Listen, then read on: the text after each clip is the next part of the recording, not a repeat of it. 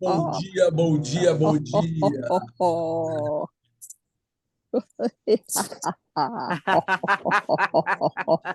Muito bem, Edson, senão ninguém para. Muito bem, Yeah! Bom, eu primeiro vou falar como é que surgiu essa live de hoje, porque com referência aos eventos que me levaram a olhar para o luto, eu já falei na live passada. Mas, no decorrer do meu contato com essa história do luto, eu entrei para um grupo, que foi até a Rafa que me indicou. E ali eu fui vendo como é que o riso poderia ajudar essas pessoas que estão num sofrimento profundo. E a gente vai ver aqui no decorrer da nossa conversa que o luto, ele, além de diversos níveis, tem diversas modalidades e atinge cada pessoa de uma forma diferente. Tá? E, com isso, eu preparei todo um trabalho de forma a justificar e orientar, caso acontecesse, de pessoas que não são do meio do yoga do riso. Por quê? Por que a gente faria? Por que yoga do riso, ou, melhor ainda, no meu ponto de vista, a risoterapia, seria interessante para quem está passando tanto pelo luto quanto pelos cuidados paliativos. E aí eu vou citar, porque a gente está habituado a ver aquele monte de benefícios do yoga do riso e, às vezes, não separa uma coisa da outra. E, no caso aqui, a gente precisa de um pouquinho de foco. Então, justificativo. O que justificaria o exercício do riso para pessoas nessas condições? Basicamente, o riso promove balanceamento emocional, ou seja, praticar o riso. Tudo isso aqui que eu vou estar falando vai estar conectado com a risoterapia, tá, gente? O riso interfere positivamente nos pensamentos. O riso oferece uma grande variedade de intervenções para uma clientela, porque hoje em dia não se fala mais paciente, pelo menos até onde eu sei, você fala cliente. Ou seja, as pessoas que estão nessa condição, elas vão variar muito. E você tem uma variedade muito grande de possibilidades de praticar o riso. Então, isso é uma coisa que favorece. O riso cria condições favoráveis de socialização. Por que eu estou falando isso? Porque, para as pessoas que estão em situação de luto ou de cuidados paliativos, uma das primeiras coisas que acontece é uma espécie de isolamento social.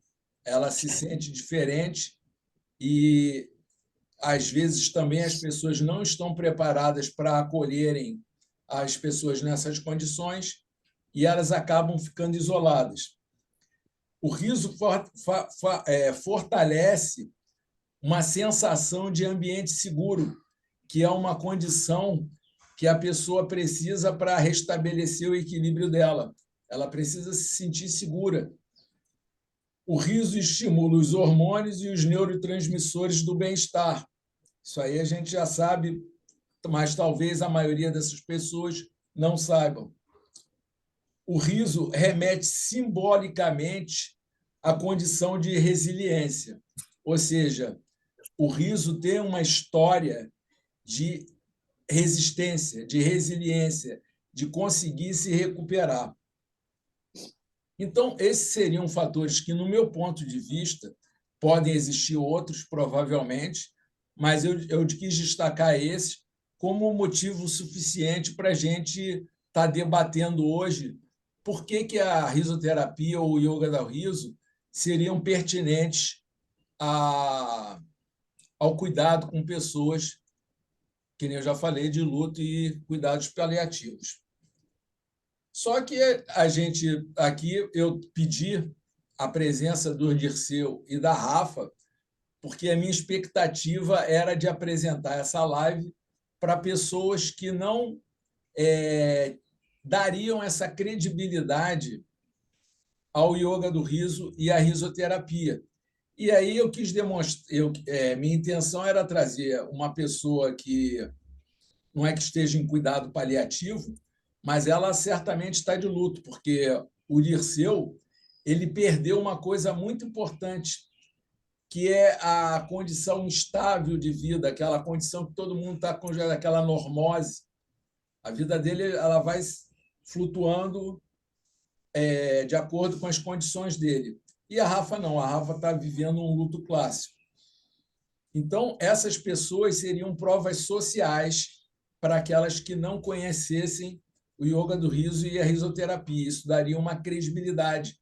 É uma coisa que o riso carece extremamente hoje. Vocês vão perceber durante, eu não vou antecipar, dessa vez eu vou tentar me manter na linha do que eu me propus, como o riso está precisando de credibilidade.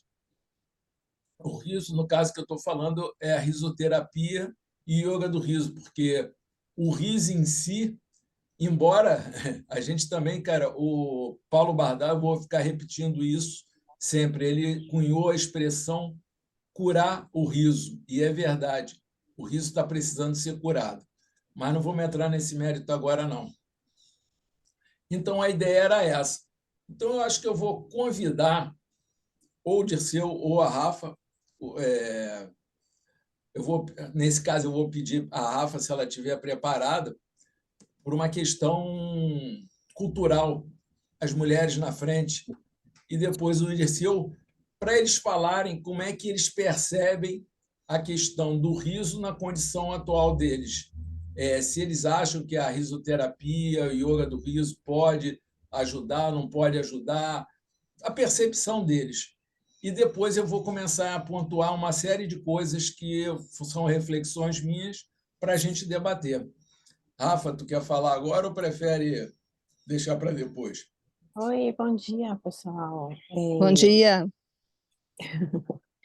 Eu queria, assim, o William ia falando, né, da questão dos benefícios do riso, no que o riso poderia auxiliar pessoas que tivessem de luto.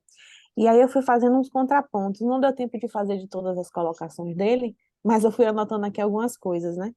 Então, assim, teve uma parte que ele falou, o luto, o riso, né? Ele tem a questão da parte social, né? Que com o riso a gente socializa, a gente conhece pessoas, a gente aprofunda relações, né? Isso tudo está lá nos nossos manuais, né? De líder de yoga do riso.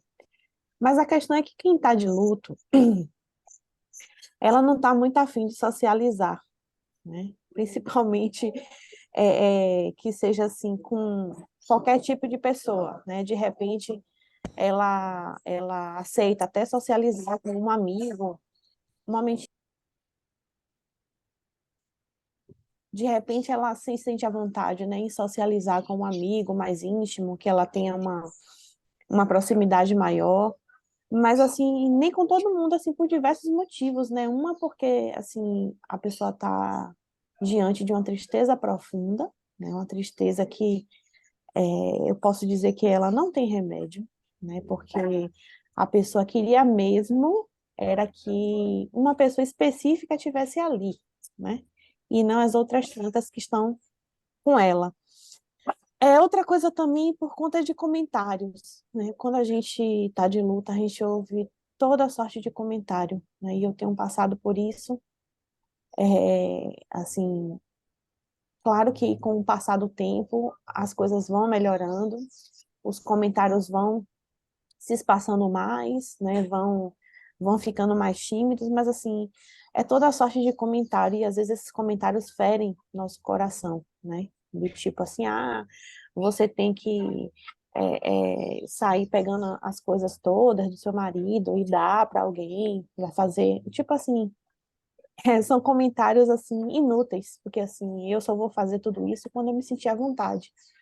Isso daí eu aprendi, né, tanto lendo, né, uns livros que eu tenho lido aqui sobre luto, quanto também participando de um grupo de apoio, né? Eu estava participando do grupo de apoio ao luto, que é o GAL, e nas reuniões o pessoal que faz o papel, né, de terapeuta, são psicólogos, deixa bem claro isso, que a pessoa só faz isso quando ela se sente à vontade, né? Mas é que a gente, ao longo da nossa vida, tanto como pessoa, como profissional de saúde, ou como pessoa religiosa, a gente vai aprendendo certas coisas e achando que aquilo de fato é a coisa certa, né? E aí a gente quer passar para o outro.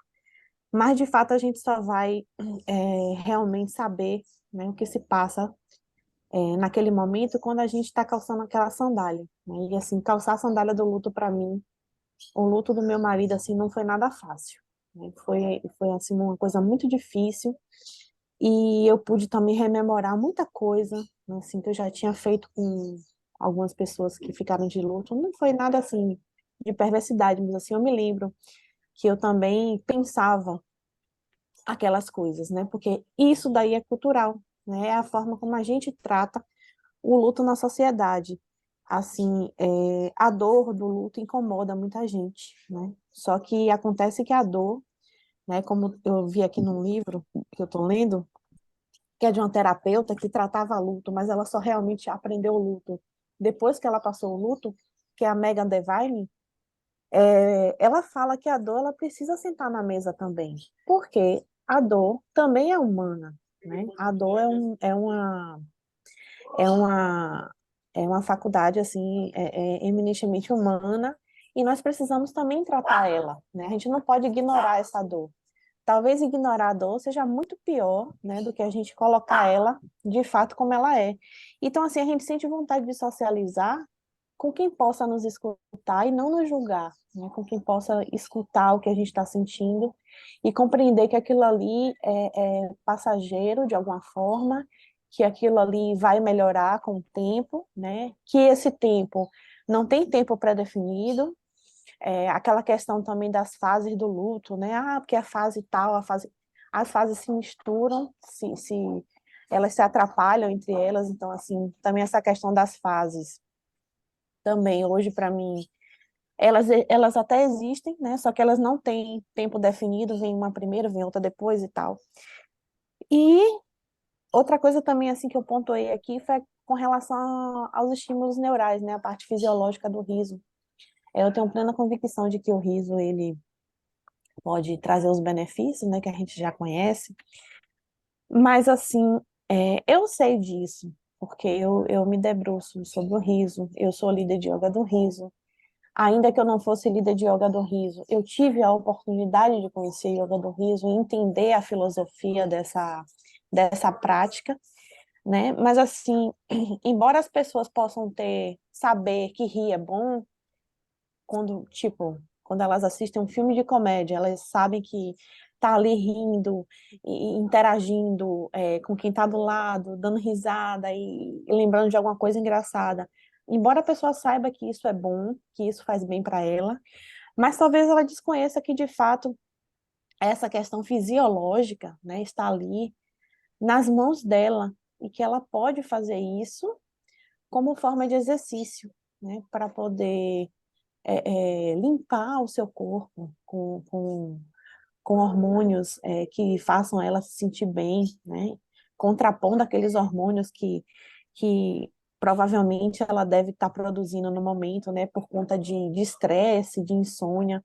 Então, acho também que o desconhecimento de que a pessoa ela pode se sentir bem a partir daqueles exercícios também faz com que a pessoa recuse aquela situação, né? E aí junta com a parte cultural que eu já falei, né? Que a parte cultural também tem a parte cultural do luto, né? Que quem está de luto tem que se portar de tal forma, tem que ir a tais lugares. Então, assim, tem essa questão cultural do luto e tem a questão cultural do riso, que a gente também, quando passa, né, a estar envolvido com a questão do riso, a gente vê que o riso não é bem aceito em todos os lugares, né? A gente chega com esse papo de dizer que rir é bom, que rir integra você com outras pessoas, mas assim, nem sempre a gente é bem recebido, né? Às vezes a gente vê...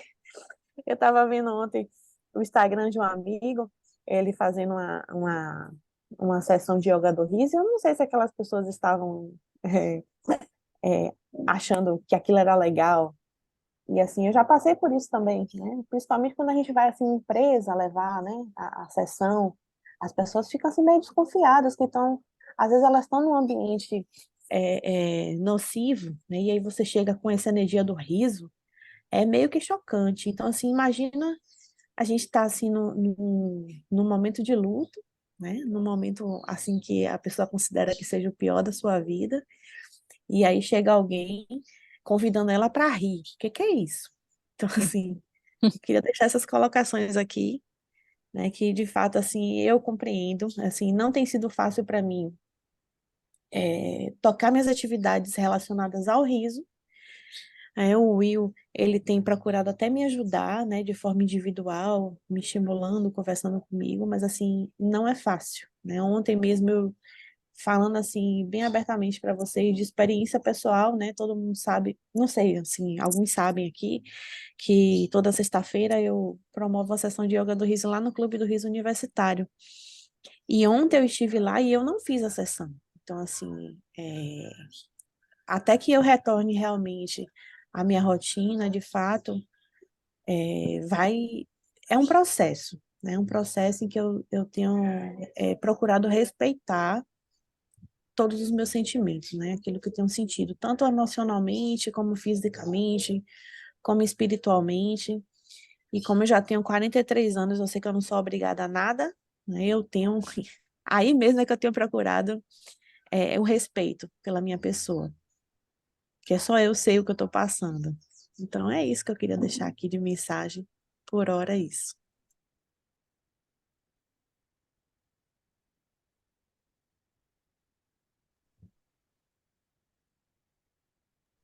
Obrigado, querida. Eu não vou comentar agora, até porque a gente vai estar, as pessoas aqui, eu acredito que estejam aprendendo, que nem a Rafa já falou, comentários às vezes podem ser bem difíceis. Então, às vezes, você, em cima da própria fala dela, porque o que a Rafa fala e sente, só ela sabe. Então, se eu faço um comentário do que ela falou, por mais bem intencionado que seja, o fato de não ser o que ela está pensando já pode ferir ela. Eu queria que vocês pensassem o seguinte, porque isso é uma figura, não tem nada relacionado a ela. Você imagina uma pessoa em carne viva o corpo inteiro. Se chegar alguém para passar remédio, aquilo já vai doer. A sua intenção é passar remédio, a sua intenção é ajudar, mas aquilo vai doer na pessoa. Então, o cuidado com a pessoa que está de luto ou com a pessoa que está na iminência de morte é uma coisa que a gente não consegue conceber de um modo geral, a não ser que passe a olhar muito detalhadamente para isso, e ainda assim é que nem a Rafa contou aqui, é só quem passa. É porque é diferente. Uma coisa é um filtro, ou seja, eu começo a olhar através do filtro do luto, o filtro do cuidado paliativo, ainda assim é um filtro. E outra coisa é a realidade em si. Então, eu não vou comentar, vou deixar a Val falar, tendo esse cuidado de falar coisas, suas percepções, e não em cima das palavras da Rafa, para ter esse cuidado. Vai lá, Val. Então, ah, se eu vou começar a falar, é claro que a primeira palavra que eu vou falar é amamentação, né? Então, assim, eu tive a graça de, na década de 90, ser convidada para fazer um curso chamado Aconselhamento em Amamentação. Na verdade, é um curso onde a gente trabalha a questão da comunicação. E uma das coisas mais importantes desse curso é a empatia, que a gente pensa que a gente é empático, mas normalmente não é exatamente o que a gente pensa. Então, empatia é bem. Eu vou ter que comentar uma coisa que a Rafa disse, a coisa do caminhar com os sapatos do outro, né? Então, isso realmente é fantástico, porque o que eu vejo assim, a angústia, a ansiedade que a maioria das pessoas tem diante da morte ou do infortúnio que os outros sofrem, a angústia que as pessoas sentem de ajudar de alguma forma. Então, isso é uma coisa que a gente também trabalha no aconselhamento, a gente conseguir aceitar o que as pessoas pensam e sentem, né? Então, eu acho que a gente pode partir desse princípio também, tentar não se magoar com as iniciativas das pessoas, porque elas estão dando o seu melhor, né? Elas estão fazendo aquilo que elas podem. E assim, eu penso que um pouco pelas minhas muitas leituras espíritas, né, que eu não me considero uma pessoa espírita, eu não frequento mais, já frequentei, já trabalhei em centro espírita kardecista e em outras também variações, nem sei como é que a gente pode dizer isso, né, mas enfim, lugares mais ecléticos, digamos, né, porque normalmente o kardecismo tem, pelo menos o ligado à Federação Espírita é muito rígido. Então, hoje em dia a gente tem essas outras variações, digamos assim, pessoal que trabalha com agora me foge o nome, meu Deus. Mas, enfim, não importa. São vários tipos de tratamentos e tudo mais. Mas, enfim. Então, desde a adolescência, lendo livros espíritas, eu fui construindo o meu jeito de ver essa questão de morte e tudo mais. Então, eu vejo assim, é óbvio que não tem, por mais espiritualizado que a gente seja, o ser humano é ser humano, não tem como a gente deixar de sentir dor, não tem como a gente não deixar de sofrer com a perda, com a ausência de alguém, né, que a gente quer bem. Mas tem uma coisa que eu estava pensando agora, enquanto a Rafa estava falando, né, da bênção que é o tempo, né? Então, que coisa maravilhosa que é a gente saber, né, que o tempo passa e o tempo, aos poucos, vai amenizando a dor. Mas isso não quer dizer que exista um tempo determinado para isso. Cada um tem o seu jeito, cada um tem o seu tempo. Então, assim, uma coisa que me incomoda também é que muitas vezes quando alguém fala né, coloca tipo assim, num grupo, faleceu tal pessoa. Aí um monte de gente bota ali meus sentimentos. Aquilo me dói, sabe? Porque eu fico pensando, meu Deus do céu, será possível que as pessoas não conseguem falar no particular com a pessoa e dizer alguma coisinha do que realmente está sentindo, né? Porque meus sentimentos para mim e não dizer nada para mim é a mesma coisa. E outra coisa que eu queria comentar é sobre a doutora Elizabeth Kubler-Ross e a dona, eu sempre chamo ela de Ana Cristina, mas eu acho que a maioria de Ana vocês já ouviu falar. Cláudia. Oi? Ana Cláudia. Isso, da Ana Cláudia. Então, para mim, são pessoas assim fantásticas que trouxeram uma visão, né, uma nova visão do luto, da dor, das perdas. Então, eu li vários livros da Elizabeth Kubler-Ross, estou lendo um agora, da Ana Cláudia, não sei por que eu tenho mania de batizá-la, né? Então, eu penso assim que bênção para a humanidade esse tipo de informação, falar sobre morte, né? Porque a nossa sociedade realmente bota para escanteio, né? De preferência, a morte não existe. Porque aquela coisa, a morte de alguém nos faz lembrar que um dia nós vamos, né? Então, a nossa finitude também. Mas, enfim, queria agradecer muito a oportunidade da gente falar sobre esse assunto. Obrigada, viu, gente? Me calo. Gente, sempre tomando cuidado, eu queria, primeiramente, só um minutinho, tá, Borda? Eu queria dizer o seguinte, Rafa, tanto a Rafa quanto o Dirceu, essa fala, ela não é fácil, tá? A gente está debatendo isso aqui. E hoje em dia existe até uma dificuldade de ouvir. Então, eu quero deixar todos dois confortáveis para, a qualquer momento, chegar e dizer: olha, chega, já deu, dá tchau, ou não precisa, se não quiser dar tchau, vai lá e aperta o botãozinho e vai embora, porque é aquilo que eu falei, é uma pele viva.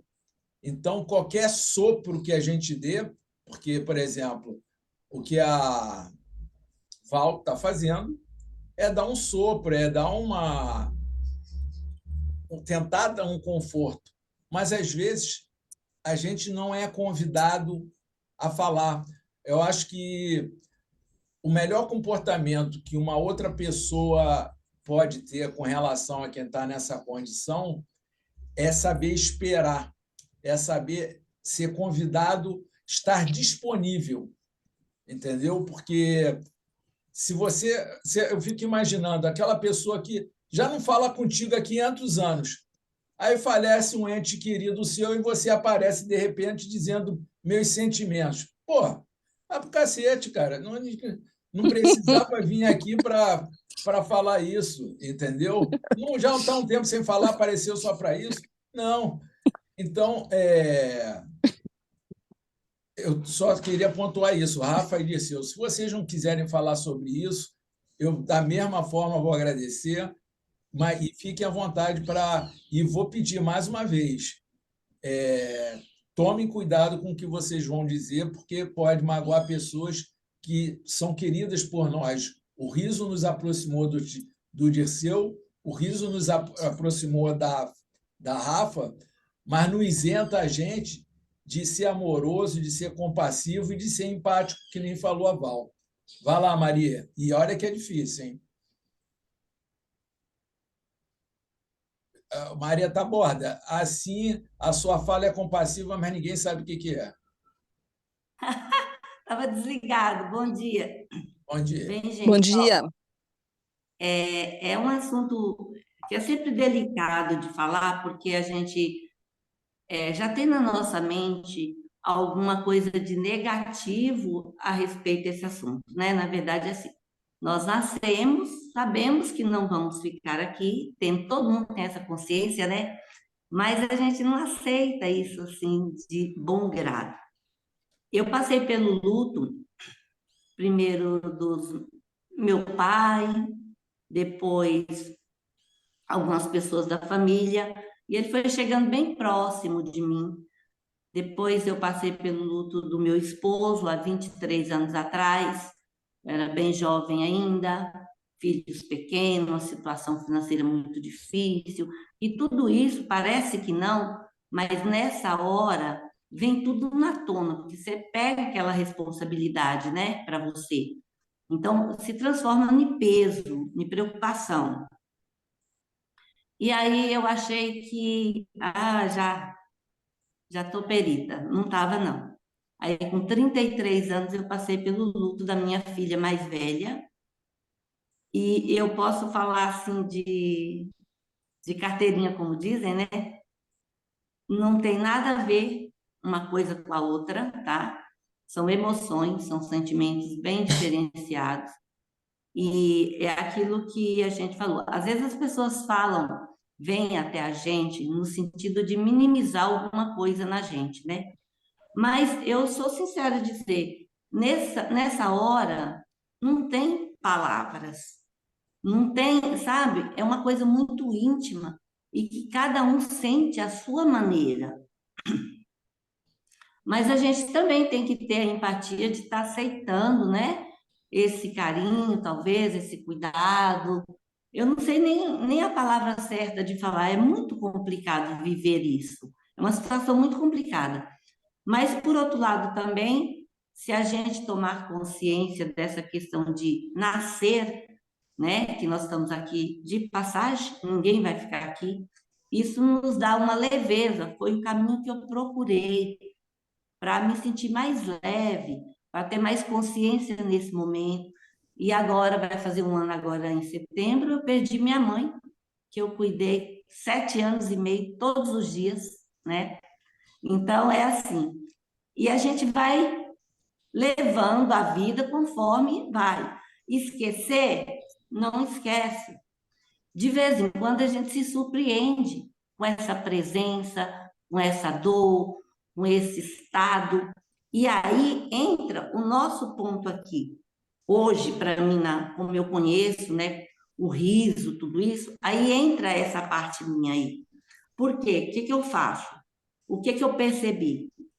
Que quando essa porta se abre, quando eu passo, eu retorno lá, talvez minha consciência me leve lá para sarar, para curar alguma coisa que ainda está magoado dentro de mim.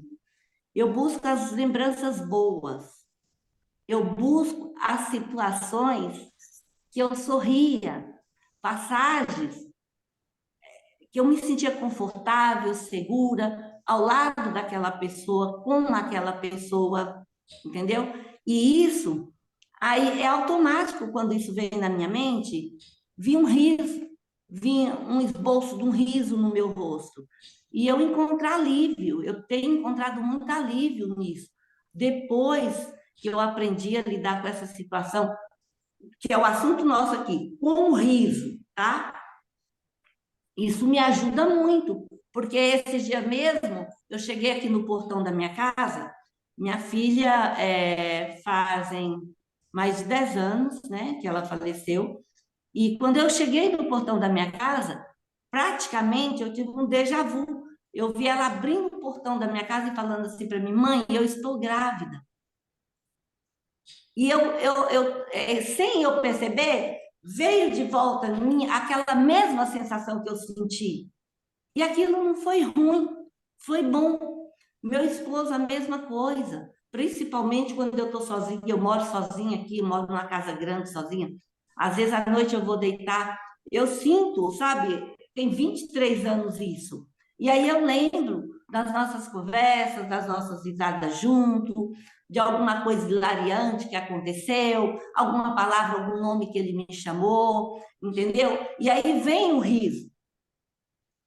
Eu estou querendo colocar aqui, não a situação do luto, eu estou querendo colocar aqui, não sei se vocês estão percebendo, de trazer o riso. Então, o riso é bom. E até mesmo, eu estou te falando, eu vou falar isso de experiência vivida, até mesmo com a minha mãe lá no velório, eu estava lá, e chegou uma pessoa perto de mim e falou assim: Nossa, Maria, eu passava na frente lá da sua casa, você estava sentadinha com ela no sol, ela, que a minha mãe tinha Alzheimer, né? Ela estava abraçada à bonequinha dela, beijando, conversando ali com a bonequinha dela, e a pessoa começou a falar isso para mim, e eu comecei a viver aquilo, e eu comecei a colocar, eu percebi, eu estava rindo ali com a pessoa, e eu percebi que aquilo me aliviou.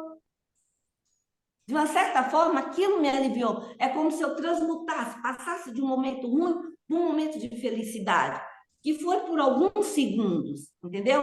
Então, isso hoje, para mim, na minha vida, na minha prática, na Maria, isso para mim é bom, porque às vezes vem sofrimento, não tem como não vir a dor.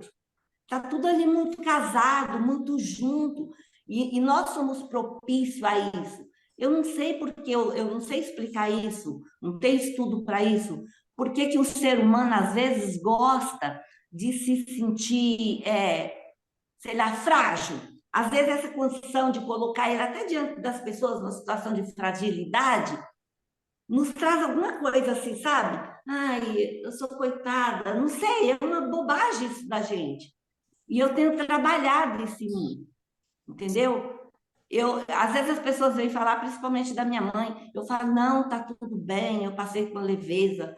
Nossa, teve um dia que eu falei até assim com a pessoa, depois eu voltei e expliquei, eu falei assim, não, foi tudo bem, sabe? Mas eu não quis dizer no sentido da morte, da perda. Eu quis dizer no sentido que foi conduzido isso para mim. E que da minha parte, eu tenho certeza, eu tentei conduzir isso nela também, entendeu? Porque quando a minha mãe faleceu, eu estava sozinha com ela, do lado da cama dela, presenciando tudo aquilo. Meu irmão, que estava ali, quando eu falei, olha, minha mãe está indo, ele levantou e saiu, ele não ficou comigo. E eu sabia que eu não podia esmoronar ali. Não podia. Entendeu? Então, que isso não ia fazer bem para mim, não era essa imagem que eu queria para minha mente. Eu queria uma despedida suave, já que eu tive essa grande oportunidade de estar com ela. Como eu não estava com a minha filha, eu queria ter tido estado lá. O minuto que eu saí aconteceu, entendeu?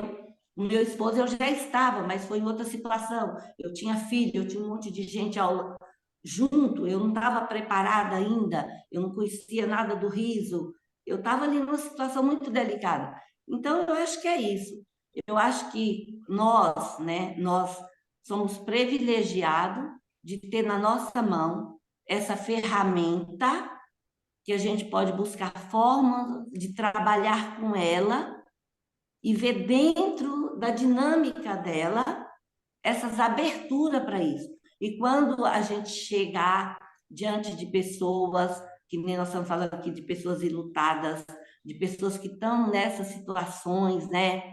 Que nem eu também tenho um irmão que tem Parkinson, visitei ele esses dias que eu tive fora agora, está numa situação muito difícil lá, entendeu? A conversa é outra. Quando eu cheguei, quando eu falei no riso, eu levei essa consciência, entendeu? De fazer essa mudança aqui dentro, tá? De saber que tem alguma coisa, que dá para se fazer alguma coisa, mas tem que ser você. Você tem que estar aberta, você tem que querer fazer isso. Aí já é outro ponto, né? Que é outra consciência que a gente tem que levar a pessoa a querer sair. Já está no fundo, vamos sair.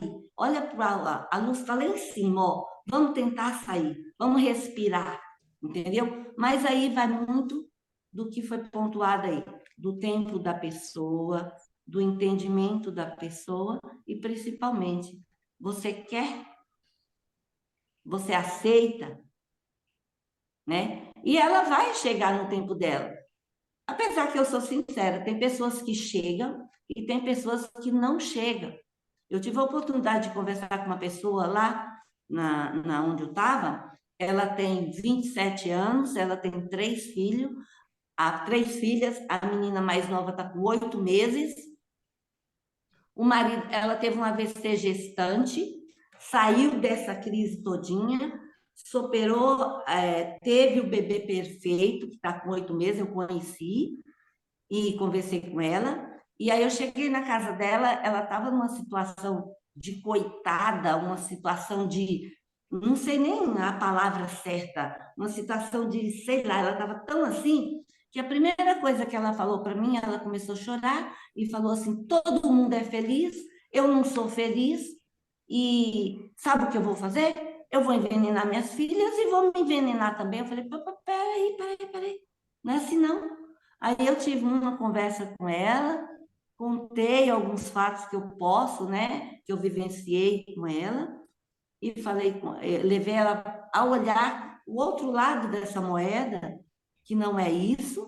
Tive uma boa conversa, peguei o contato dela, ainda falo com ela hoje, mas você vê que é assim, eu gostaria muito de ter tido uma outra condição ali de ajudar ela de alguma outra forma, né? Mas eu perguntei se ela procurou ajuda, ela disse que as filhas estão passando em psicólogo, ela está passando em psicólogo, mas o que eu percebi também, que é uma maneira de conduzir que não cura, que não esclarece muito, deixa a pessoa praticamente solta, sabe? Tem fios soltos. E que a pessoa que está nesse estado, ela precisa de alguém que pega o fio e fala: ó, amarra aqui, vamos dar um nozinho aqui, vamos ver, tá bom assim? Entendeu? Mas eu conversei muito com, todo dia eu mando uma mensagem, procuro saber como é que ela tá. E, gente, olha, eu vou falar uma coisa para vocês. Tem muita gente em sofrimento. Não tá feliz, sabe? Tá muito raro isso, por causa justamente desse olhar. E a gente aqui, nós estamos fazendo aqui um trabalho de formiguinha. Eu mesmo faço um trabalho bem tateado, bem assim, bem com medo ainda, mas Aborda. conduzo através da minha experiência. E vamos ajudar, vamos continuar aqui, vamos continuar estudando, um ensinando ao outro. Eu acho que na prática, na batida, no confronto, a gente aprende muito, entendeu? Querida, eu vou E te vamos pedir a continuar. palavra, porque ainda tem o Dirceu precisa falar, ele é o da fila. Eu queria te agradecer muito, porque não sabia desses detalhes da sua vida. Depois eu vou contar fazer um conto rápido, eu estou vendo que não vai dar nem para falar metade do que eu gostaria. E vou pedir para o Dirceu falar, porque o Dirceu ele tem uma situação que é diferente e é complementar. Diga, Dirceu, meu camarada, esse é um grande mestre. Baixa a tua mão, ó. Vai ficar com o braço cansado aí, Maria. Ah, desculpa. Então, eu vou falar da experiência minha com a morte, né? É uma coisa muito pessoal. Se você se identificar, não quer dizer que essa experiência é sua, é minha. Eu vivi essa experiência, estou vivendo. Quando falei com o William, eu pensei, por onde que eu vou começar a falar, né? Aí eu lembrei do processo que eu estou vivendo, né? Falei, faleceu uma tia minha, e eu pensei, vou ao velório. Eu falei, não, não vou. Vou lá no hospital, vou te contar piada, rir, mas rir não é bom, né? No velório. Por que as pessoas riem no velório, né? É um momento, mas elas deviam chorar ou rir. Eu sempre questionei isso, né? Se for para ir lá para ficar fazendo piada, é melhor não ir, na minha opinião. Mas também tem que respeitar. Então, quando a pessoa começa a rir com motivo, no caso, é o medo da morte dela, né? Não é da mortandela, da morte dela. Você começa a pensar, né? Sem querer ou não, você pensa, um dia eu vou estar aí. Então você não quer pensar isso. Como a Maria falou, a sociedade não leva você a pensar sobre isso, né? Então você fala, você quer fugir do assunto. E você vai buscando tomar café, né? Tudo que importa, mesmo no velório, que devia ser a figura principal, é o morto. Não, é mais importante o evento, né? E tem que contar. Tem tias, comadres da minha mãe, que não perdi o velório, né? Então, eu só contar assim como é meio bizarro esse tema, de você falar e as pessoas riem, mas é o que acontece, na verdade. A gente não consegue perceber isso. Aí eu também tinha medo de morto. E apesar de eu ser enfermeiro, eu morria de medo de trabalhar com morto. Quando eu morria, eu dava um jeito de escapar. Não podia falar de morto. Mas eu tive uma oficina de AIDS uma vez, que tava, quando a AIDS começou no mundo, que era letal, né? Se eu pegasse AIDS, eu morria. E eu só fui convidado para a oficina. Eu falei, eu não vou, não vou dar conta. E eu fui da nossa oficina participar da AIDS, e tinha o tema trabalhar morto, porque os auxiliares tinham tudo, os enfermagem, médicos tinham medo de trabalhar, né? Como agora no caso da pandemia. Aí eu fui trabalhar com eles, eu entendi a morte de outra forma, né? A morte como uma valorização da vida, né? Não um positivismo que ignora, assim, que é difícil a vida, mas também não é impossível você entender a morte, porque você vai morrer. Daqui pouco tempo não vai estar nenhum de nós aqui, tá? As pessoas falam, não fale. Um amigo psicólogo perguntei e falou assim, fale com jeito, você vai espantar as pessoas. Mas não, que natural, uma coisa tão natural. E minha mãe é sábia, ela com 95 anos, vai fazer agora no final do mês, e ela fala que ela tem medo de vivo, não tem medo de morto, né? Ela tem medo de vivo, de morto. Eles nunca voltaram a contar e nem assombrar. Aí ela fala, mas se você viveu bem a vida toda, né? Você viveu alegre, né? Você tirar essas alegrias, né? Não tirar a tristeza como a sociedade coloca. Tem que ficar triste, tem que chorar, né? A partir desse momento eu comecei a entender e eu não fui mais em velórios, né? Embora eu respeite tudo, eu acho importante ir também, porque não vai, mas eu não fui lá por medo, porque eu vi que é apenas um repasse do corpo ali, né? Eu faço oração para o meu pai, tudo, mas decidi não ir mais lá, né? Mas se for preciso também eu vou, não tenho nada contra aí. Então, mas aí veio uma outra história para mim, me chamar, me fazer pensar sobre a minha morte. Eu, um belo dia, faceiro, lá, todo carro importado, tive tudo, roupa de marca, fui fazer um exame, fazer uma acupuntura que estava com dor nas costas. O médico falou assim, você tem Parkinson. Aí veio assim, para mim, veio como uma sentença de morte. Aí estou fuzilado. né? Peguei o carro, atravessei 5 sinal vermelho, porque pensei em ia morrer. E isso me fez pensar sobre a morte, né? Mas quem disse que eu vou morrer? A médica falou que em 4 anos eu não ia estar muito bem. Eu não sei o que ela quis dizer até agora, eu não entendi, nem quero mais entender. Eu falei, bom, eu não vou lutar contra a morte, vou entender a morte, porque é um processo da vida, né? Falei, já que Deus não quis me levar nessa pedalada que eu dei no carro, né? Eu vou rever a vida, como é que eu levo, né? Que é uma vida fútil, né? Ditada pela sociedade, e vou viver, fazer outras coisas que me levem a pensar e, se possível, influenciar outras pessoas também, né? E aí mas eu não deixava de ser uma sentença de morte. Eu falei, eu estou com descontado, tenho que correr, vou gastar tudo que eu tenho, né? E comecei a fazer isso mesmo. Eu vou aproveitar a vida, né? Como a gente fala. Mas falei, foi levando de um jeito a vida que mostrou que não tinha sentido tudo que eu fazia, né, para melhorar. E foi nessa ocasião que eu decidi mudar a minha vida, né?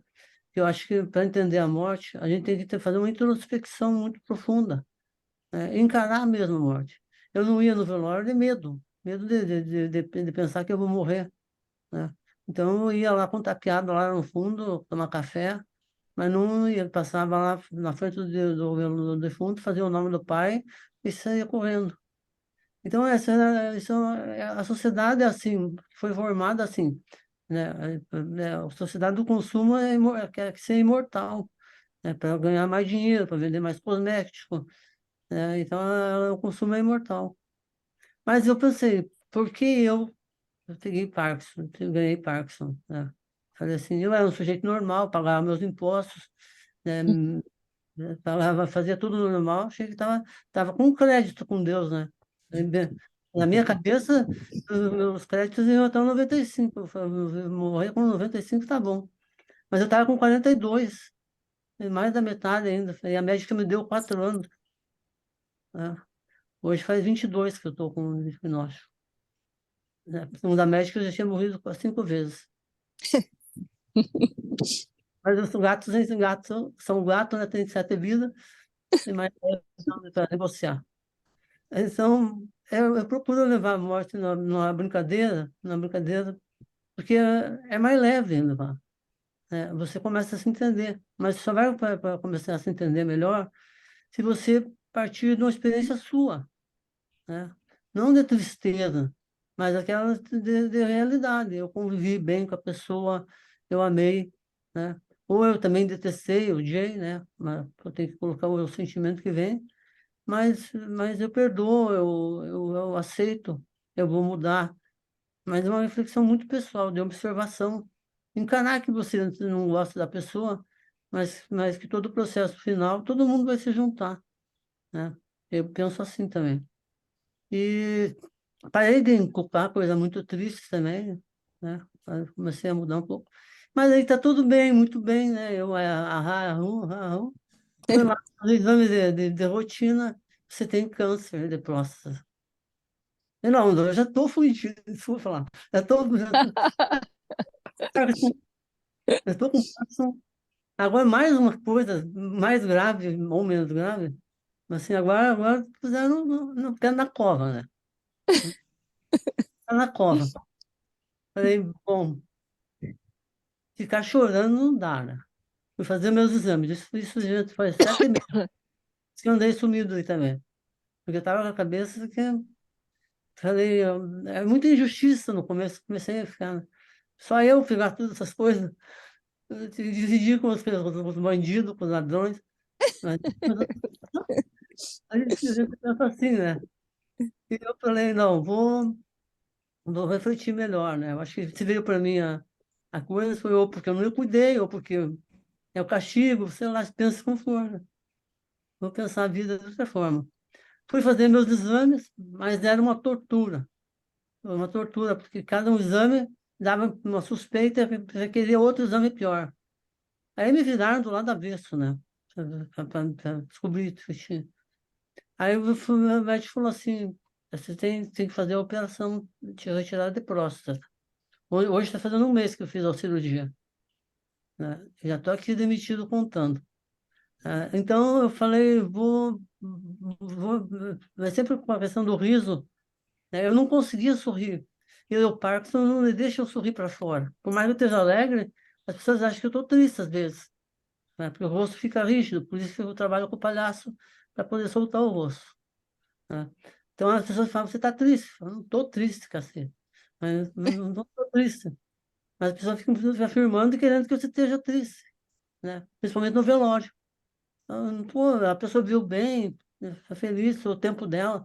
Não é que a pessoa viva 200 anos. 95 anos é um tempo bom de vida, né? Então, eu acho, né? Se for para ver bem. Então, eu falei, vou fazer a cirurgia, né? Até chegar, esse é um trauma muito grande, sabe? Eu não sei se o que é pior, se é discutir a morte ou passar por todo o processo diagnóstico. Pode ser, pode ter neoplasia, pode ter infiltração, pode ter metástase, né? Isso é muito dolorido. Então, as pessoas precisam de apoio, precisam as pessoas ser mais sensíveis com as pessoas que estão passando por esse processo. Não sensíveis no sentido de pena, de dó, porque isso é horrível, né? Quando chega alguém que pensa, coitado, já tem Parkinson e tem mais câncer, né? Então, a gente sente na cara das pessoas o medo que elas não sabem lidar, e às vezes não, eu tenho certeza que não tem maldade, quer ajudar, mas a gente não passa por essa reflexão. Moral da história. Quando fui entrar no centro cirúrgico, eu falei, é agora, começa o processo de passagem, né? Vou entrar rindo. Vou entrar rindo no centro cirúrgico, ver o que dá. E foi uma experiência maravilhosa, que eu falei, eu não vou pensar em nada, não vou me entregar, né? Se for para acordar do outro lado, eu vou ver como é que vai ser. E fui rindo, né? E daí cheguei lá, os enfermeiros do médico começaram a brincar comigo, eu não vi mais nada. Quando acordei, já estava sem próstata no quarto. E foi uma experiência de 7 dias daí dos amigos. Meus amigos eram. Todo mundo levava uma panela de sopa, um bolo. Estava uma verdadeira feira lá na casa. E foi muito interessante. Eu passei muito pelo medo da morte. Falou em câncer, acho que morreu. Que nada, morreu nada. Câncer é estigma da sociedade que é grave. Nem todo câncer tem coisa muito pior, né? Tem coisa muito mais dolorida. Câncer é uma palavra pesada porque foi indicado que é pesado, né? E você que se dá a sua sentença de morte ou de vida, né? Então eu estou aí, faceiro, querendo Isso de aí. novo aprender, contei minhas histórias de uma maneira mais alegre para a gente poder não rir, né? Afinal, o tema é riso. Não sou exemplo, não pretendo ser exemplo para ninguém, até eu me cuidei, estava escrevendo um texto ontem, eu não quero dar conselho, né? Quero apenas fazer o meu processo. Se eu puder ajudar, estou à disposição. Dirceu, tu é a maior figura. Olha lá, tu depois fala que não ri, tu tá rindo, cara. Dirceu, vou te dizer uma coisa, cara. Dizem que a graça Cortou. é. Cortou a minha fala? Cortando. Voltou, Voltou? voltou. Voltou. Dizem que as pessoas inteligentes são aquelas mais engraçadas, cara, e tu consegue ser muito engraçado, cara. Gente, só um minutinho, tá, Adélia? Eu queria pontuar algumas coisas, exatamente disso que a Annalise está falando, a questão da cultura. A cultura ela não vai determinar que não haja luto, mas ela vai facilitar o trânsito desse luto. Você vê o seguinte, a Marieta Borda falou o tempo inteiro sobre luto, passou por vários lutos difíceis, e, cara, foi uma coisa que me veio agora em relação à risoterapia. Como o riso, como o luto não tem tempo, pode durar a vida inteira, o resto da vida, se você conseguir abertura o suficiente para fazer uma risoterapia ou praticar um yoga do riso, isso vai contribuir em algum momento da sua vida para esse luto. tá? Isso é a questão da cultura. Mas uma outra coisa também que eu achei muito interessante, e aí ouvindo o Dirceu, é a questão do inconsciente. Porque tanto faz a morte como o riso, são coisas inconscientes. A morte, então, nem se fala, né, cara? É o símbolo da inconsciência. Você acha que depois de morto não tem mais nenhuma consciência a vislumbrar.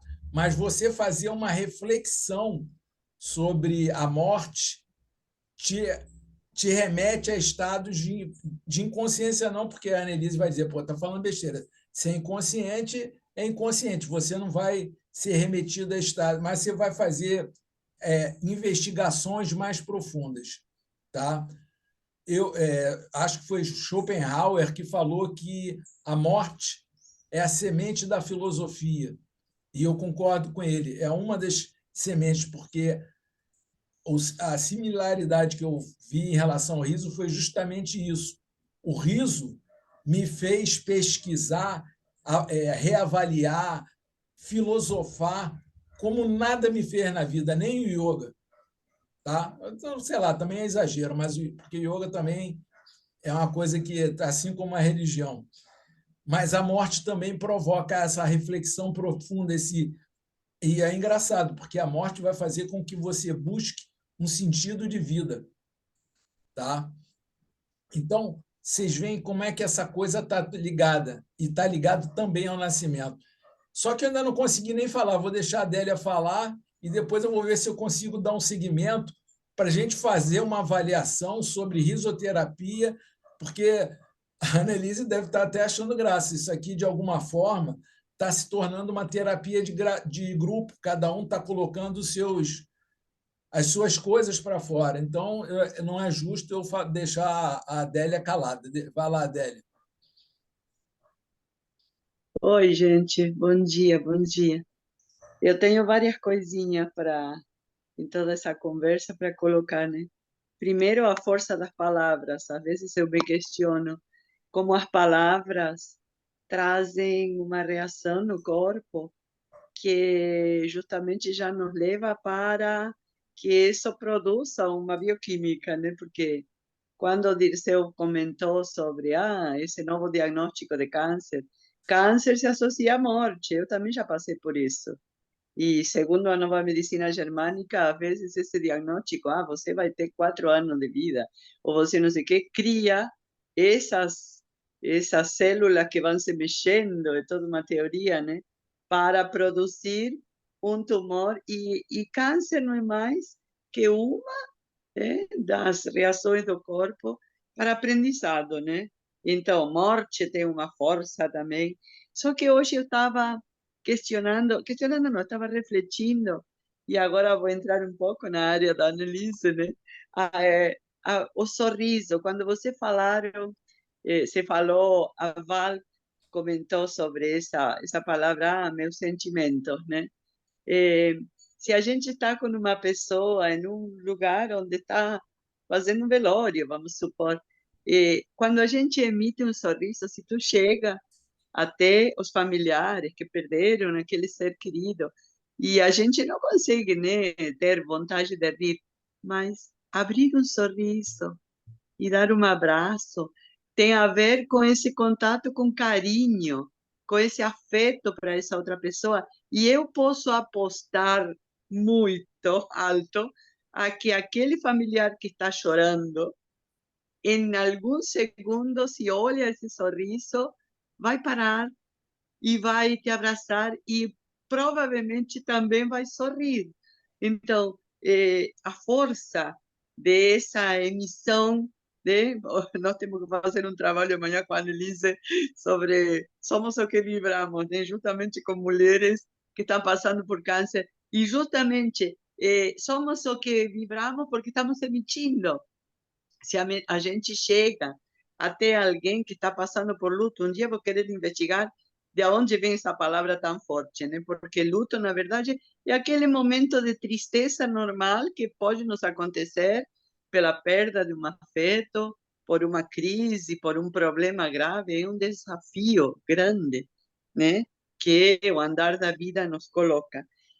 E eu quero colocar para vocês, porque cada um tem a sua crença, né? Mas hoje estamos falando sobre riso e sorriso e o benefício neste processo da perda de um afeto, né?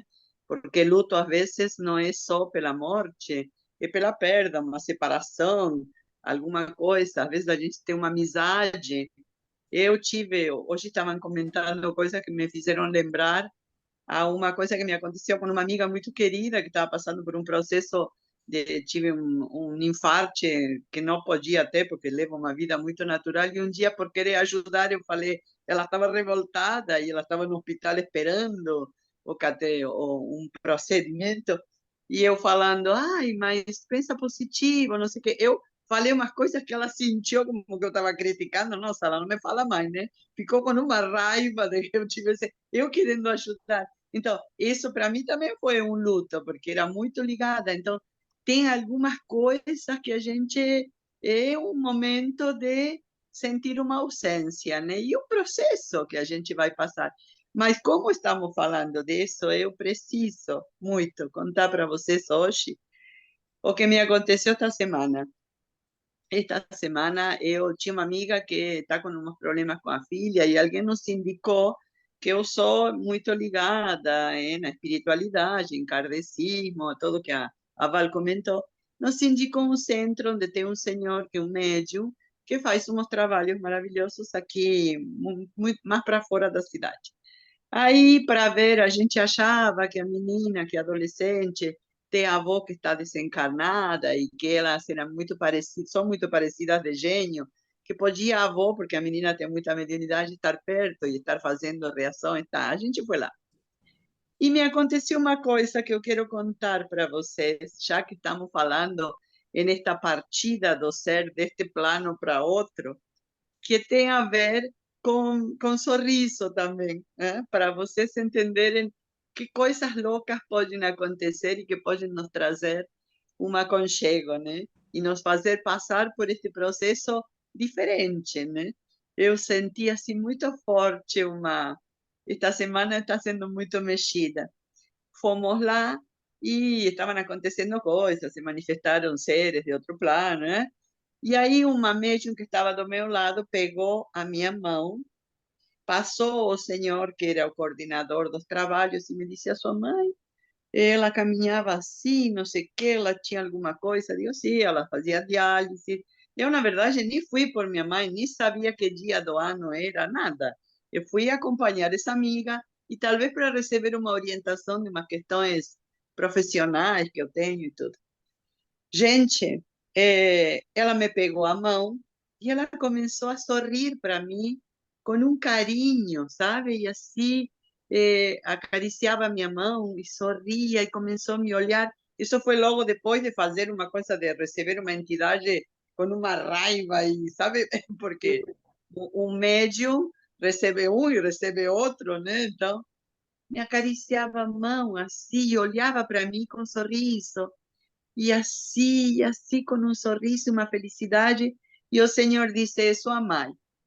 Aí ela começou a me olhar bem no olho e me dizia, estás linda, estás linda, estás linda, estás linda. E começou a chorar, claro, né? Chorou, me abraçou. E eu falei de nós, da família, minha filha, que era muito ligada com ela, tá. Passou, eu me senti bem, mas sabe, aquela coisa muito não reconhecia minha mãe. Depois fomos atendidas na mesa, aconteceram coisas com minha amiga e a filha. E o senhor falou algumas coisas depois que eu não concordo, como ele vê algumas coisas da espiritualidade, que isso não tem nada a ver. Quando saímos de lá e cheguei em casa, eu estava meio duvidando, sabe, se realmente tinha sido a minha mãe se manifestando. Aí mandei uma mensagem para minha filha, contei, ela me disse, oi mãe, a avó nunca te falou coisas assim, e ela não caminhava assim, assim. A gente ficou quieta, fui dormir. E de manhã eu prestei atenção, isso foi o dia 5 de julho, foi a segunda-feira, não, a quarta-feira. Quando acordei, eu digo, bah, hoje é aniversário da minha mãe, 6 de julho. Aí mandei uma mensagem de bom dia. Não, a irmã mais velha, por parte de pai da minha filha, que cuidou da minha mãe os últimos tempos. Aliás, minha mãe desencarnou no hospital e ela estava com ela cuidando e eu tinha ido numa consulta. Gente, me disse, sem saber nada, ai, tu sabe que ontem me pediu uma coisa. E eu contei o que tinha acontecido. Ah, eu não acredito. Não, não, esperem. Desculpa, William, mas eu acho que pode ajudar muito esta experiência.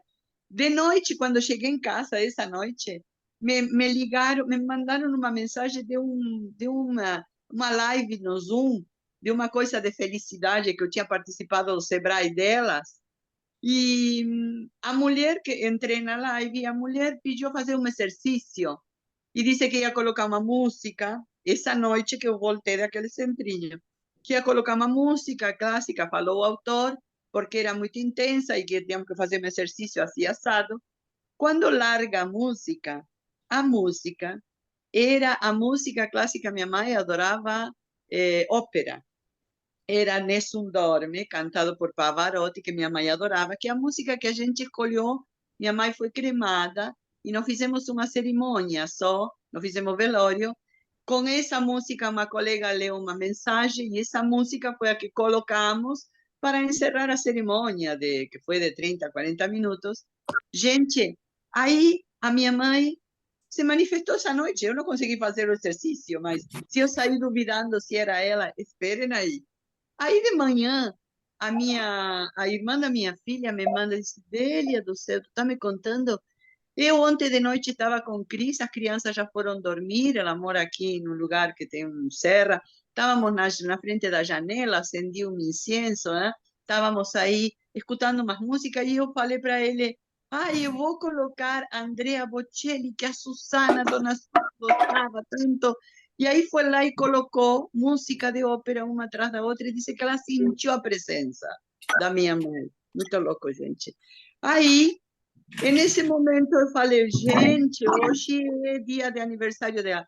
E aí, minha família, que mandei uma mensagem e contei, meu irmão me disse, hoje era aniversário de 90 anos da mãe.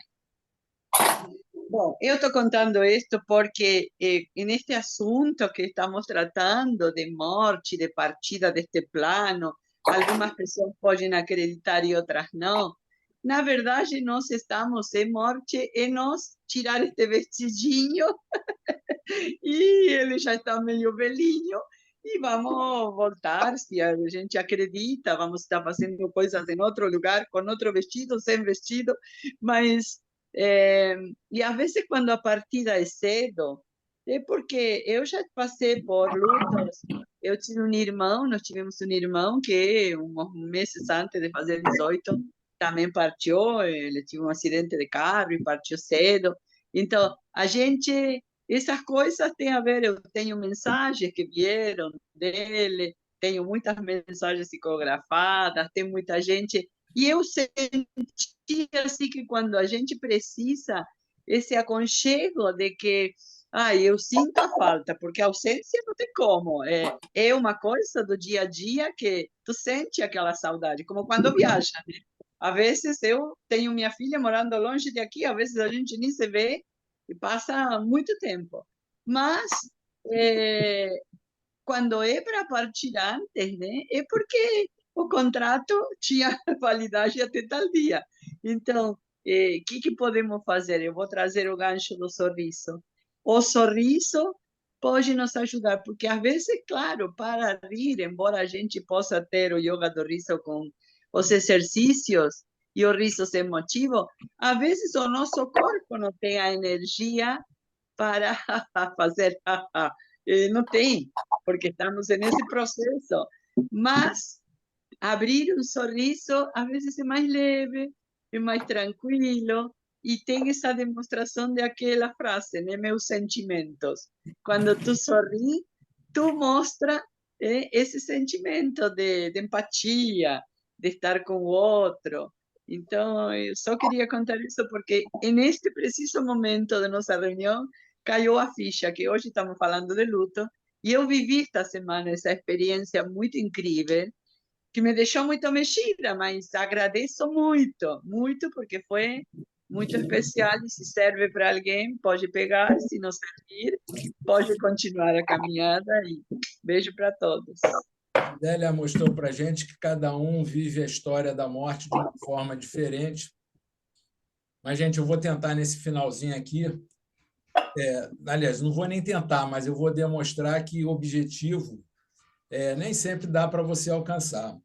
Eu vou só pontuar coisas, porque, conforme eu falei, qual era o objetivo? É discutir como é que o riso pode contribuir com as pessoas que estão em sofrimento dessa característica, que sofrimento tende a não acabar nunca, entendeu? Mas esse sofrimento relativo à morte, e eu costumo dizer o seguinte, morte não, luto é a morte de quem fica, porque a morte de quem foi, mas a pessoa que fica, ela fica morrendo, porque uma relação dela acabou. Então, uma parte dela acabou e ela tem que vivenciar a morte daquela relação. Então, isso é uma coisa muito dolorida, tá? E, cara, conforme a Taborda já falou, conforme a literatura demonstra, isso tem para cada um. Da mesma forma que tem gente que nasce e vive 100 anos, tem gente que tem luto, que nasce um luto, nasce uma experiência de morte que a pessoa vai ter que passar. E umas vão lidar melhor com isso. Só para vocês terem uma noção, sabe quantos tipos de lutos existem ou são classificados? 9 tipos. Isso é relativo à questão sintomática. Fora, aí eu peguei mais 4 tipos. Eu vou falar até da minha experiência, que vai servir de entrada para o que eu vou falar. Eu, no momento, poderia considerar que estou de luto. Por quê? E eu já passei por outro e é diretamente relacionado ao riso. Desculpa, William Val, fecha o microfone, por favor. Isso é a Val. Ela não lê a mensagem. Desculpe, gente, eu pensei que tivesse fechado. O que acontece? Isso com relação ao riso, porque eu já tive um primeiro luto com relação ao riso, que continua até hoje, que é com relação ao yoga do riso para gestante. Por que eu estou falando isso? Porque eu me entreguei àquilo, porque eu doei minha energia, porque eu experimentei, eu me envolvi, eu me identifiquei, eu tive uma série de processos de vida e aquilo, de alguma forma, morreu, aquilo não nasceu, porque também ainda tem o luto perinatal. Então, aquilo não nasceu, então isso me dói. E agora eu estou vivendo um luto do yoga do riso para enlutados, e porque eu, em função desse processo que aconteceu com a Rafa, que aconteceu com o marido de uma amiga minha, em função da minha idade e a preocupação que eu tenho com a minha filha, eu comecei a mergulhar na questão do luto, que eu digo que é uma coisa tão profunda a questão da morte, que o perigo de você desenvolver tanatofilia é real. Você começa a olhar tudo pela ótica da morte. Você só quer falar sobre isso. E eu comecei a mergulhar nesse processo. E aí entrei para um grupo. E olha o que aconteceu no grupo. Vou ler uma mensagem, e essa foi das mais suaves. Vai muito da forma como será tratado o assunto. Acredito que temos que respeitar e não podemos forçar ninguém a sentir. A pessoa vai enfrentar da forma dela, mas se permitir viver o luto e as dores emocionais são tão importantes quanto uma dor física.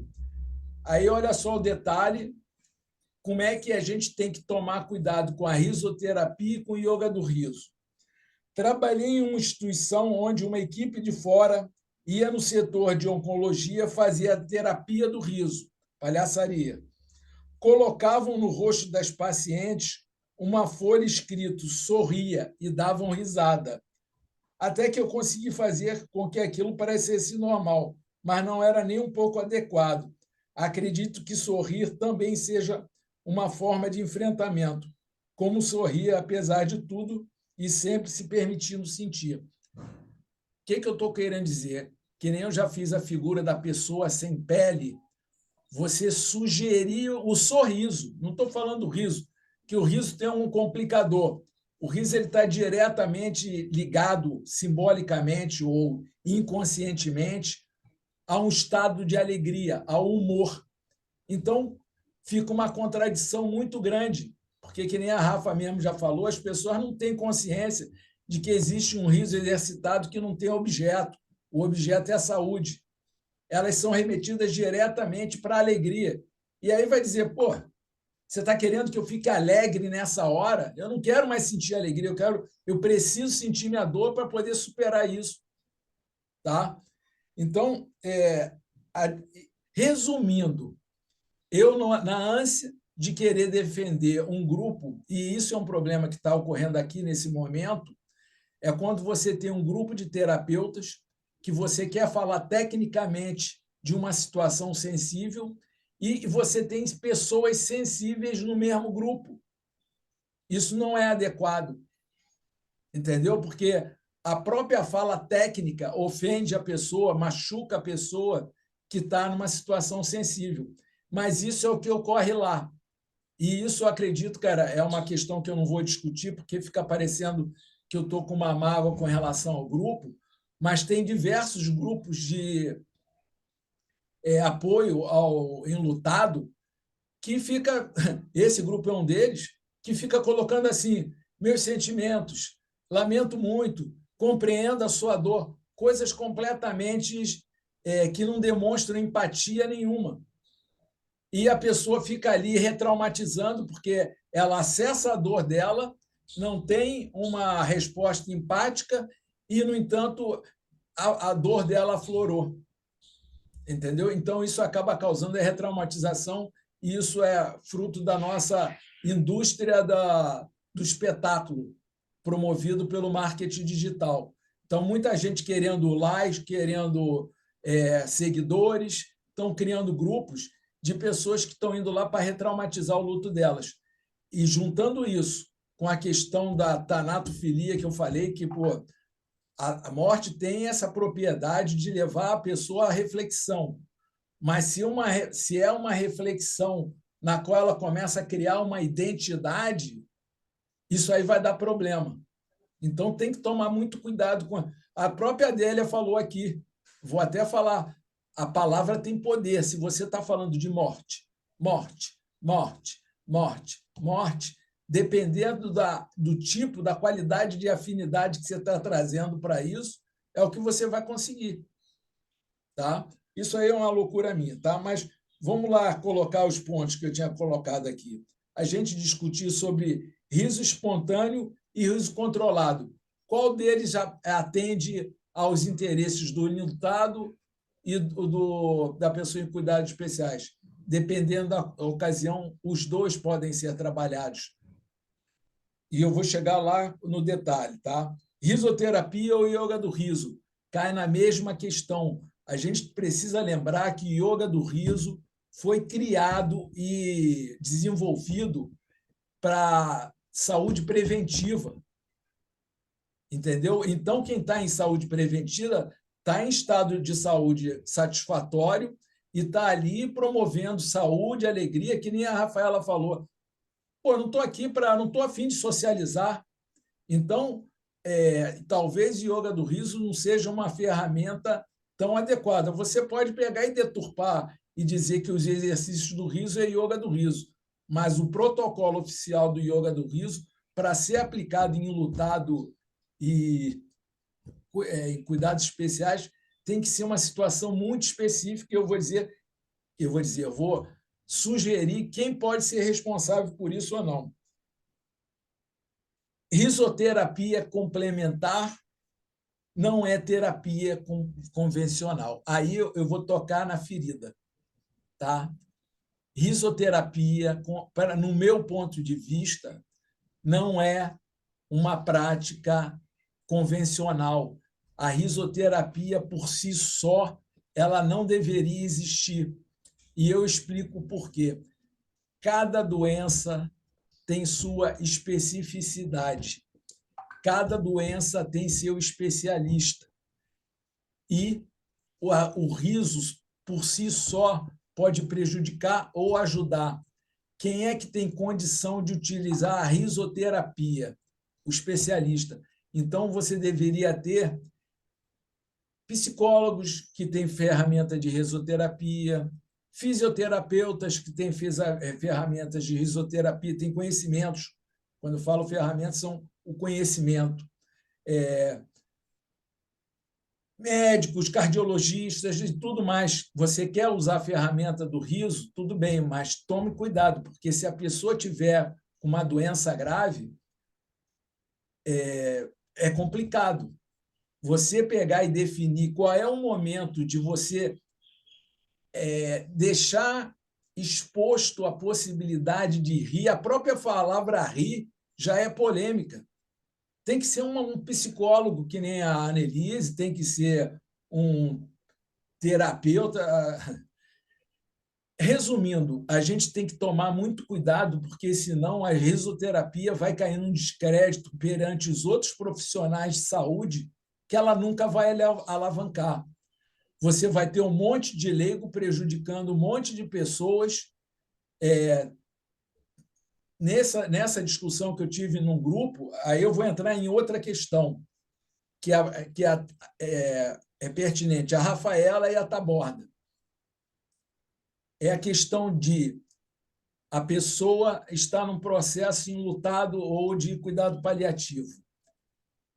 Ela escolher ou ela tentar fazer yoga do riso ou risoterapia por conta própria é prejudicial. Eu tive uma espécie de discussão, fui querer defender, a mulher chegou para mim e falou o seguinte: eu, no meu processo, fiz yoga do riso com um amigo meu que é muito competente e não gostei e ponto. Natural, porque ela não tem condição de avaliar o próprio processo e nem o colega dela, que ela achou que era muito competente, porque não é terapeuta e nem estava acompanhando ela.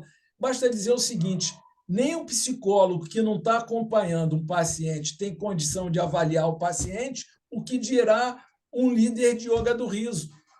Então, o ideal é que, quando a gente fosse fazer uma sessão de yoga do riso, vem cá, eu tenho depressão grave, olha, então o ideal é que você primeiro vá num psicoterapeuta, porque senão ela vai avaliar mal o yoga do riso e talvez ainda tenha consequências para ela indesejáveis.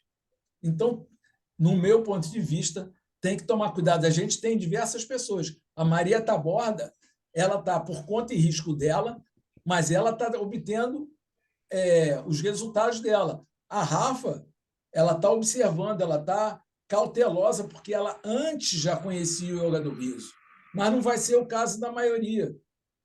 Então, esse tipo de discussão que eu queria trazer à tona, porque, de alguma forma, vai definir a imagem do yoga do riso, da risoterapia. E, que nem diz a Pepsi, imagem é tudo. E nossa imagem, vou te dizer, não está fácil, não. Outra coisa, o que é e como proporcionar um ambiente seguro através do yoga do riso e da risoterapia para uma pessoa que está em ambiente, que está em lutada ou então em cuidados paliativos. O que nós, líderes de yoga do riso, que não somos especializados em saúde mental, temos condições de falar sobre ambiente seguro? E é fundamental para a recuperação dessas pessoas. A Rafa, é lógico que ela não quer socializar. Gente, uma pessoa que está ferida de morte, porque, na verdade, ela está ferida de morte. A morte aconteceu na vida dela. O ambiente se tornou uma coisa agressiva para ela. Então, só um especialista tem condição de ajudar, de ir lá promovendo essa adaptação, esse desenvolvimento da resiliência, ponto a ponto. Mas, por outro lado, a risoterapia tem sorriso, tem respiração, tem um monte de detalhes, tem um histórico que, se o terapeuta conhecesse, poderia ajudar no processo terapêutico.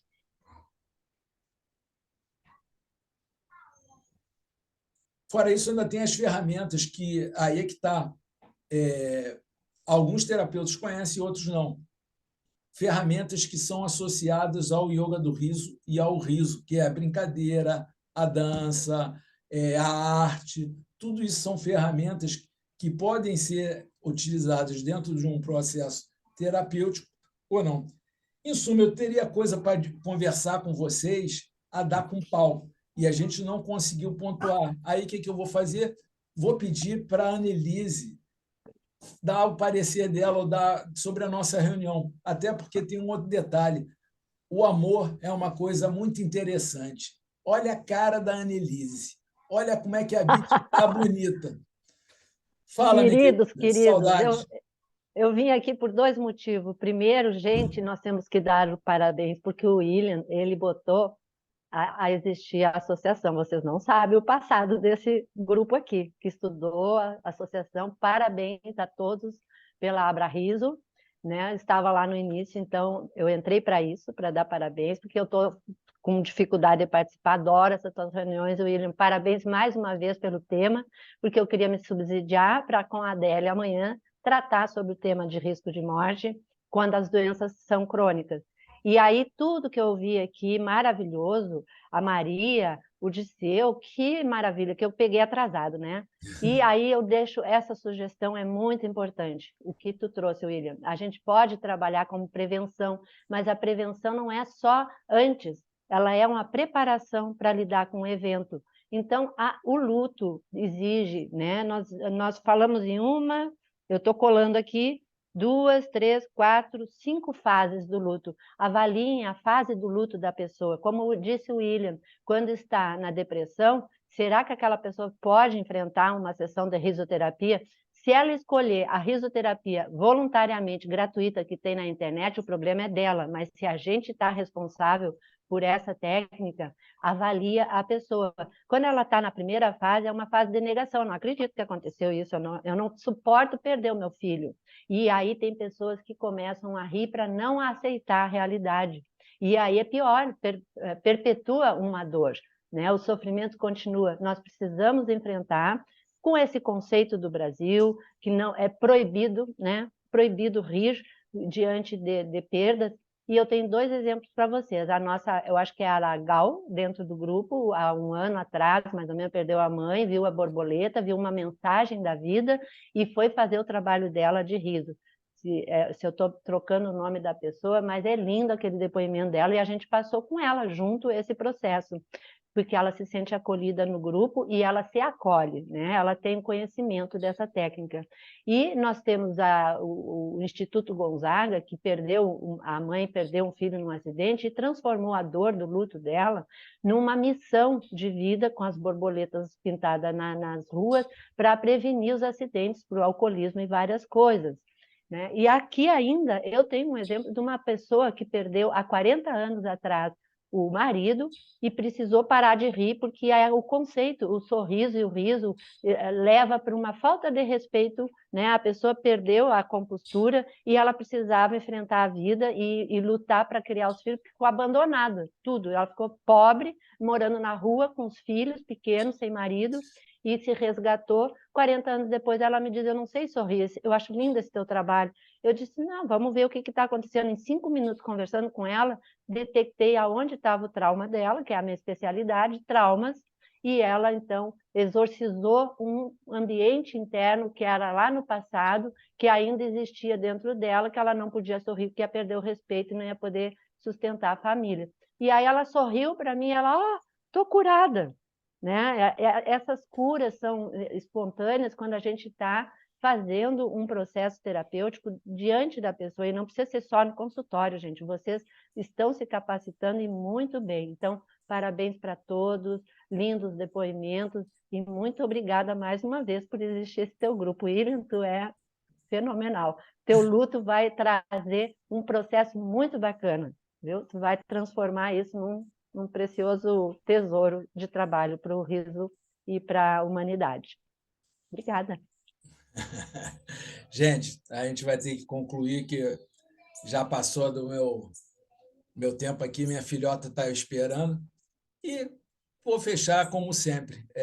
Apesar do nosso tema ser luto, a gente precisa sustentar o riso, então vamos rir. Quem quiser rir, quem não quiser, só olha. William, Fala, Maria. vamos fazer o riso da morte? Vamos fazer o riso da morte. Como é que é o riso da morte? Gente, quero que todo mundo pensa na sua própria morte e que é ineminente, não tem jeito, vai acontecer, tá bom? Trate isso com leveza e aí na hora que a gente pensar nisso, a gente vai gargalhar, tá bom? Combinado? Vamos lá? 1, 2, 3, pensa aí na morte, como vai ser, bem suave. Vamos morrer sorrindo, gente. Aí...